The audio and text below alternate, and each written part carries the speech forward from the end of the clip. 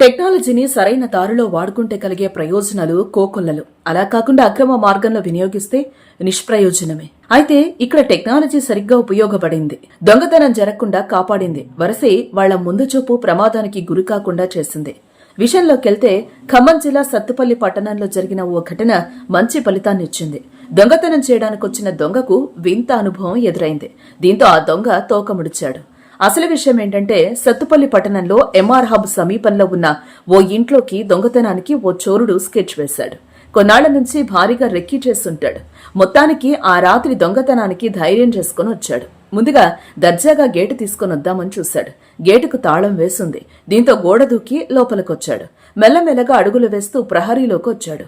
కిటికీలో నుంచి చూశాడు. తలుపులు తీసి లోపలికి వెళ్దామని చూశాడు. ఈలోపు అక్కడ ఉన్న సీసీ కెమెరాలో మొత్తం రికార్డ్ అయింది. దొంగ కదలికలను సీసీ కెమెరా పసిగట్టింది. వెంటనే అలర్ట్ సిగ్నల్ ఇచ్చింది. అంటే సైరన్ మోగింది. కంగుతిన్న దొంగ వెనక్కి పరిగెత్తి వెళ్లిపోయాడు. దొంగ అసలు ఊహించలేదు మరి ఆ ఘటన. ఈ దృశ్యం సోషల్ మీడియాలో వైరల్ గా మారింది. ఇప్పుడొస్తున్న సీసీ కెమెరాలు మరింత టెక్నాలజీతో పనిచేసేవి అందుబాటులోకి వచ్చాయి. ఆ ఇంటికి అలాంటిదే, అంటే 360 డిగ్రీస్ సీసీ కెమెరా ఫిట్ చేశారు. అంటే సాధారణంగా గేటు తీయకుండా వచ్చేవారిని దొంగలుగా పరిగణిస్తాయి.